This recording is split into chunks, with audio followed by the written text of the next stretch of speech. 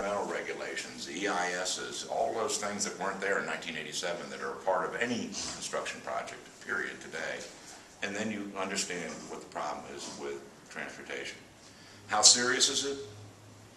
In 2017, as you watch these graphs go like that, in 2017, we will have no money left for new construction in Virginia, none. And in 2018, we won't have enough to maintain what we have right now, because the law in Virginia is money goes to maintenance first and new construction second. So that's the date, 2017, 5 years from now.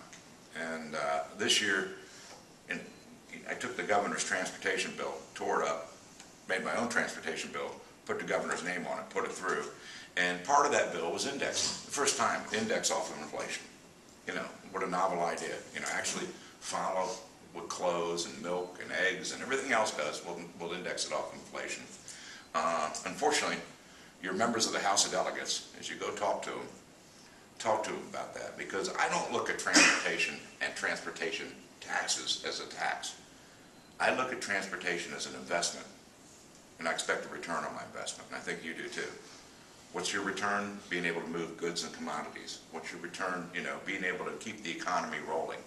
You know, it was 1950s, a Republican president who had come back from Germany, named Eisenhower, had seen the Autobahn system, the ability of the Germans to move troops from the Western Front to the Eastern Front and back and forth and all that kind of thing. And he came back and he said, you know, we need that in America. We're going to put a federal fuels tax in to pay for an interstate highway system. You know, Eisenhower and Congress made an investment in America, and I think today we're reaping the benefits of that investment. Where would we be without an interstate highway system? Let's put it that way. You know, you wouldn't be here today, you know, unless you came by, you know, whatever. But you wouldn't be here today. And those are the kinds of things we need to do. You need to take it out of context of, yes, it's a tax. God, don't tax me more. Believe me, I'm a Republican. You know, I feel that way as strongly as anybody does. But you need to take it out of context of what it is and understand what it is. Because, I don't know, how many people drove down, when did you come down? From outside the area? Thursday. What time did you come down? Mid-afternoon. Mid-afternoon. Did you get the tunnel? Did you feel my pain? Okay. I just want you to feel my pain. Rob got it. All right. Because I live in Virginia Beach, and I've lived here, you know, pretty much all my life, and I work in Newport News. The shipyard's in Newport News, so I get to do it twice a day, back and forth to the tunnel. And for some reason, since I got out of the Navy in 1982, I've always lived in Virginia Beach and either worked in Newport News or worked in Portsmouth. So dealt with the tunnels every day. And back in 82, 83, 84, 85, yeah, every once in a while there'd be an accident or something like that. Now it's an everyday event. So I don't know what day you're going to leave. My recommendation is don't wait till 5 o'clock if it's Monday, okay, because you'll be, you know, 45 minutes an hour. We are literally choked down here. And that's very, very important when you consider the impact of Virginia.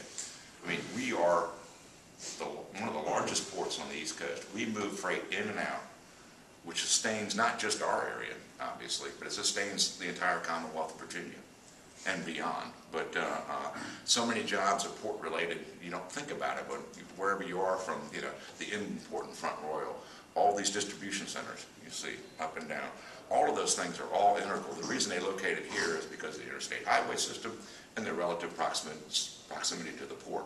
You know, Walmart can bring in everything from China, send it in, split it up and send it out to Walmarts all over the place. And it's not just Walmart, it goes over and over and over again. So it's absolutely instrumental that we start to think, A, outside the box, and B, what we can do to actually enhance our transportation funding. Because the situation I just told you, 2017, in political terms, is yesterday. Okay, I mean, you know, in political terms, by the time you come up with an idea and think about it and do it and do that and finally get study and draw a consensus and hope like hell people agree to it, get reelected, and you might be able to get the project through, you know, it's yesterday. And we've got to think outside the box.